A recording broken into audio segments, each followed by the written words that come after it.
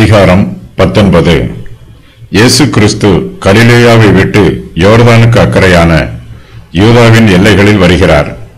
அங்கு பரிசேயர்கள் அவரிடத்தில் வந்து புருஷன் தன் மனைவியை தள்ளிவிடுவதை பற்றி சில கேள்விகளை கேட்டு அவரை சோதிக்கிறார்கள். இயேசு கிறிஸ்துவிடம் சிறு பிள்ளைகளை கொண்டு வருகிறார்கள்.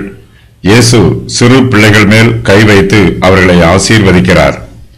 மிகுந்த ஆஸ்தியுள்ள ஒரு வாலிபன் இயேசு கிறிஸ்துவிடம் நித்திய ஜீவனை அடைவதற்கு தான் எந்த நன்மையை செய்ய வேண்டும் என்று இயேசு கிறிஸ்துவிடம் கேட்கிறான்.